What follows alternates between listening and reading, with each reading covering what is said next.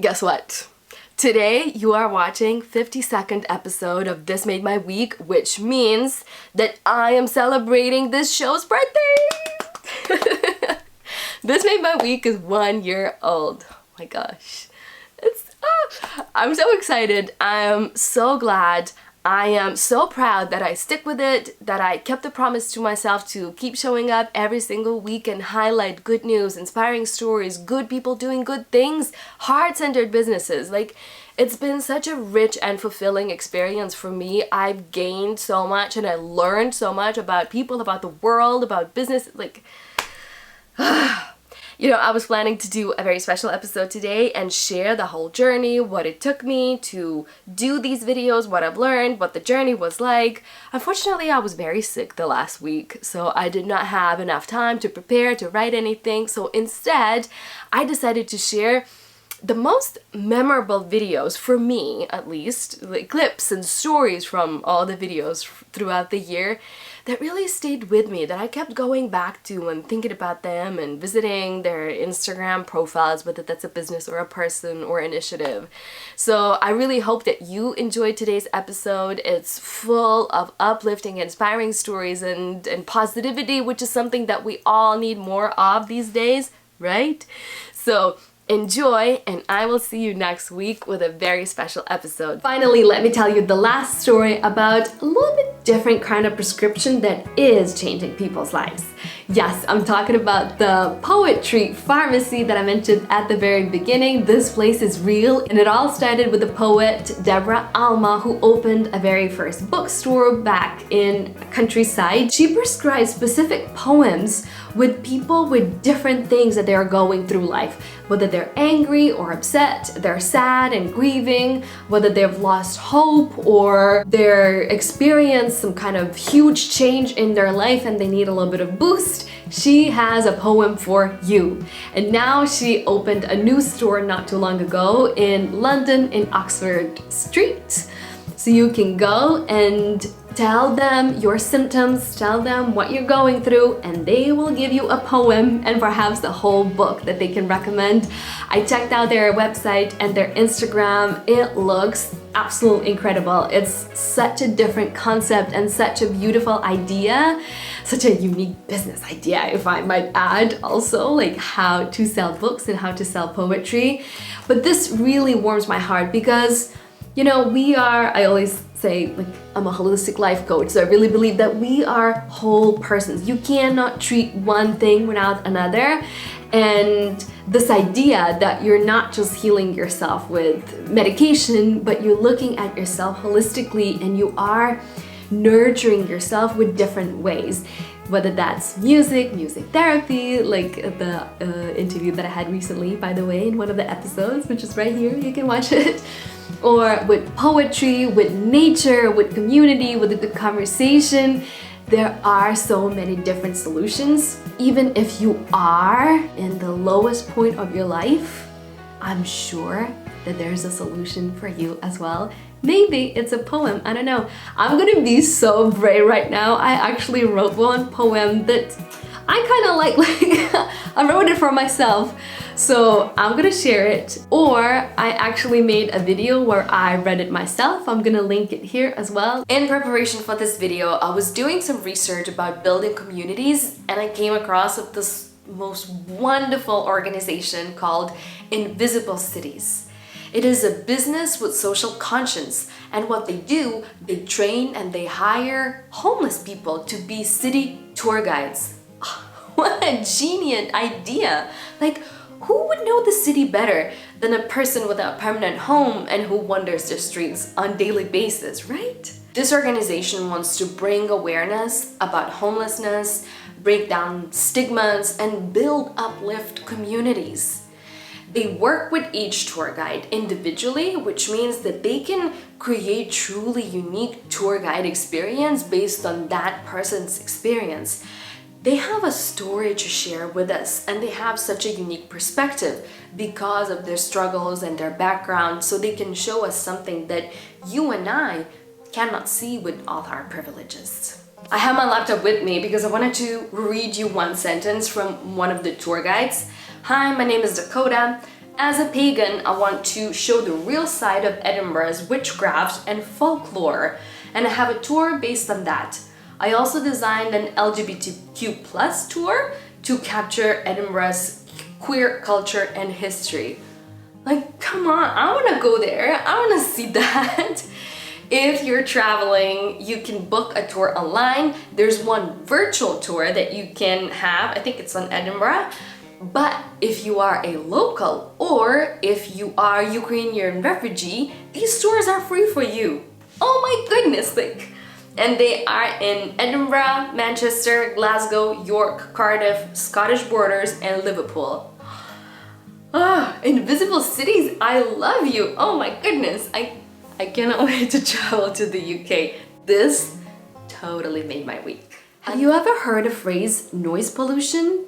Well, I never heard of it before until I found this article and a video about a man named Gordon Hampton who built his life around it and created his career as an acoustics ecologist.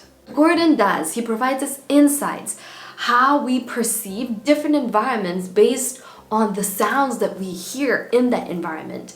And he also emphasizes the importance of silence and what effect it has onto us. He says that in the world at the moment, there are barely any areas left that are not affected by modern world and human beings. And I never thought about it before. But truly, now that I think, even when I go into the nature, into the woods, I can hear something in the background. Whether that's a plane flying above, I can hear a tractor somewhere in the background working, you know, or cars passing by on the highway. There's always something man-made. You can't really hear just nature anymore. And in this video, I'm gonna share all the links in the description box and everything. You will see Gordon walking around with his microphone and he shows like all the sounds, what is happening. And it's such a beautiful video visually and acoustically. It's not too long, it's about 7 minutes long. It's almost like when I was watching it, it felt like I was meditating. I highly recommend for you to go and see it for yourself and enjoy the silence and feel the difference when the sound switches from the nature to the city. It's incredible. It made my week. I keep thinking about it. I'm sure you will enjoy it too. Link is in the bio. Since we are talking about nature, I wanted to share this contest that I just came across this week. It's called Tree of the Year. Each year, people submit their photos of their favorite trees, and then everybody can vote and select the winner. And this year, this magnificent, gorgeous 200-year-old beech tree in Poland was selected the winner. This contest has been held since 2011, and it's organized by an organization called Environmental Partnership Association. You can head to their website, treeoftheyear.org, and learn more about them. You can donate, you can become a partner, and there are photos of all previous finalists and contestants. You can read stories about each tree. What's really exciting is that they have this map on their website with all the trees, so you can locate and visit them yourself. And I was so excited to see not one, not two, not three, but 4 trees here in my homeland, Lithuania. So I know exactly what I'm gonna be doing this summer and what kind of road trips I'm gonna have. Okay, the final story that I want to leave you with made me smile and laugh, and I'm sure it will make you too as well. And it comes from Canada, Newfoundland. So they just had a marathon or half marathon, I can't remember, but basically the trail where the runners ran, it passed by a pumpkin patch. And on that pumpkin patch, a goat lives. Not the goat, but a goat, an animal lives named Mr. Joshua. Mr. Joshua saw all the runners. He was so excited, he decided to join them. So he ran the final 4K all the way to the finish line. And people were laughing and smiling, and they even put the medal on his neck to congratulate him on his first marathon. He quickly became a local celebrity. He was invited to the town hall. He was met by the mayor and local firefighters. There are pictures of all of them standing and posing. He also got invited to the hockey game to throw the very first puck. Like, look at that. The goat has a better career than I do. Anyways, also I checked out the pumpkin patch on Facebook, and based on interactions on likes and the comments, I am assuming that the owners of the pumpkin patch are also enjoying what is happening because they boosted their business, so it's extra money right before Christmas. So this story is a great reminder that you never know what's about to happen. Your goat might become a celebrity and you might be a little bit wealthier because of that. So stay hopeful. And that is where city design comes in hand. Apparently, this is what I've learned this week. So designers are designing the city in a way where they put, library, a park, walkable area, but that is not enough because some of these spaces can still be intimidating and not as inviting. But if you tweak it and you do it with an intention to spark a conversation or a connection between humans, you can change the whole thing. So a few examples would be movable chairs, these secret nooks and hooks where you can sit and hide, or sitting arrangements where you can sit in many different positions or you can lay down. It could be art installations or photos from the past, how this area used to look back in the day. Anything and everything that creates complexity and changes this wide open space that might create some stress, but instead it sparks curiosity and it sparks conversation. However, it does not force it onto people. So because there's a lot of everything, people still have a choice. If they want, they can hide, they can be more private, they can enjoy the art, by themselves, or they can choose to have a conversation with people around them. I love this so much. I actually found a great example online in these two photos of the area before and after. So you can see this walkable area with some trees, that means some shade. So it should be inviting and there should be more people hanging out and being together, but that was not the case. So these designers decided to zhuzh things up, and you can see the change, you can see the shift, and it immediately attracted people and it became this hub where people wanted to hang out and be together. What I personally really like is that redefining cities means questioning this huge emphasis on autonomy. We were so obsessed about being private, about doing things on their own, being independent. However, that leads to loneliness and isolation, and the consequences are obvious. So we need to rethink that. That is why I'm such a fan of co-living together in these social houses. I would love to live in one myself one day, maybe soon, we'll see, I don't know. I love what this artist Andy Field has said about social interactions and small talk. He says that it's not serious, it's not super meaningful or deep, but small talk, it is beneficial for our mental health, and what it does, it grounds us into the world. It helps us to see other people and sense this sense of belonging, being a part of.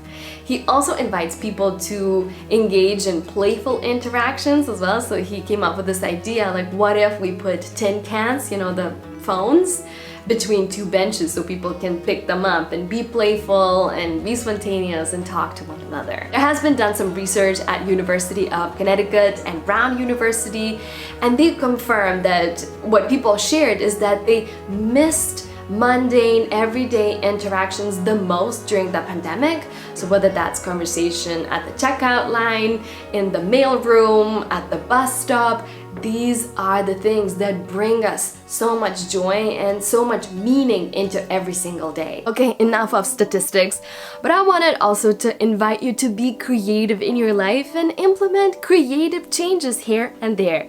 So it can be, again, something to do with your looks, but it also can be something with how your environment looks, like change the room, change the position where your bed is, change the decor, whatever. And I wanted to share this photo and this post of a lady who got very creative when it comes to her sitting room. Check this out. The This is one of the most creative restrooms I've ever seen, I'll tell you that. And like, honestly and like realistically, TMI, but still, restroom is a place where we spend quite a bit of time on like daily basis, right? And instead of scrolling, I know that you do that.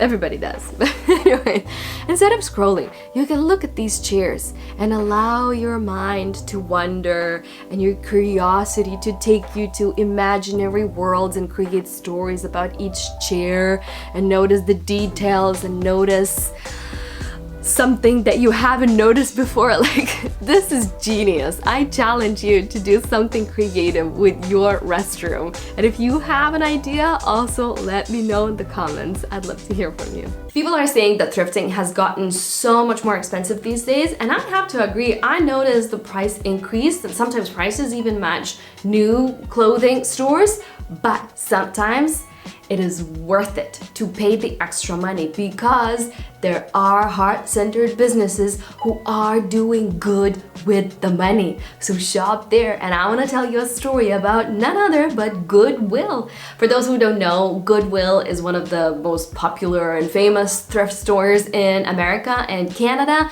So people donate their stuff and then they sell it, and proceeds go to charities and people in need. And what Goodwill is doing, specifically in Indiana, it blew my mind when I read the story this week. It not only blew my mind, it actually made me cry a little bit. I was so emotional. Check this out. So employers at Goodwill noticed that a lot of their workers or people who want to work there, they don't have high school diplomas. So they came up with an idea of starting their own education system. They opened the Excel Center. So basically what they do, it's like a school that helps people to finish high school, but also it doesn't stop there. It helps people to combine their education with specific credentials that help them to get into industries like healthcare or education. So they can become nurses, dental hygienists, teachers' assistants, and so on. It's incredible. And it doesn't stop over there because everything is for free. It doesn't stop over there because what they also provide is free childcare on site. So while parents are studying, somebody is looking after their children. They also get life coaching to help with their education and life planning in general. They're also getting transportation support, so people are helping them to get to their classes, to the center. And it doesn't stop over there. The bit that made me cry, the fact that they are accessible to all students with different needs. So they accommodate people with special needs, they provide individualized education programs for them, and then they have professionals on site who are helping them to study as well. And I'm gonna say it again, everything is free. The Excel Center is a little over 10 years old, and they recently have done the independent research, so the statistics are coming in right now, and they found that people who have entered this education after 5 years of the first day that they started their education, they're earning 40% more than they did before. It helps the economy, it hurts nobody, like that meme says. This program is incredible and it is so popular, it's expanding into other states. This program has made my week. I am so impressed. I want to see it thrive, I want to see it win. And the best part is that the Excel Center says that their mission is not just an education. Their mission is a systemic change. Because yes, too many people are not finishing high schools. Like, that means it's just not the problem of the people, it's a problem of the system. So the shift needs to happen, and I love seeing businesses volunteering to be a part of the solution. Go shop at Goodwill if you're watching this in America. Spend that extra money, spend that extra buck, because with your money, you are changing someone's life. If you feel like time is flying by, we're all just getting old and nothing new is really happening, I have good news for you. According to a research done at George Mason University in USA, Virginia, scientists found out a way how to slow down time. And the trick is to experience new, unusual, and interesting things. Our brains try to gather information about scenes that are memorable. So the more that the brain works, the more it expands perception of time. So whether you're gazing at the stars, looking at the mountains, watching a performance, watching something new, or observing wide spaces, it doesn't matter. Whatever you find memorable, that will expand the time. So in other words, do something new, do something out of ordinary, do something that is not a part of your routine. This will not only keep you young, keep you always learning, but it'll also expand the time. It will make you feel like you are living this rich life, which you will be doing essentially. Just think about your own childhood. Do you remember those summers that used to feel like months or years had gone by, even though it's been 6 weeks? That is because kids seek out adventure. They want to create and experience something new, something exciting. They're playful and they're constantly in this creative energy. My wish for you this week is go and do something new and exciting, something perhaps you've never done before, and preferably outdoors, because when you expand your horizons, the time expands along with it. Hey friends, and for the end, I wanted to share, yes, a social media account. But this one is a good one because it's an account that shares musicians from all around the world. But the thing is, these musicians are not famous, although some of them are. But these are everyday people who love music and they play and perform. Some of them made their own instruments. Some of them sing with their family members, or these are just best friends who just like to sing when they get together. This account is gold and these people are gold. This is something that you're not gonna see on TV, on your MTV or whatever, or all the, big platforms. This is, for me, this is exactly this account, what social media is about. I'm gonna share a few of my favorite clips. I adore them. Go watch those videos. Go give this account and these people a follow on your social media as well. You are welcome. This is my gift to you. This account and these people, they're incredible.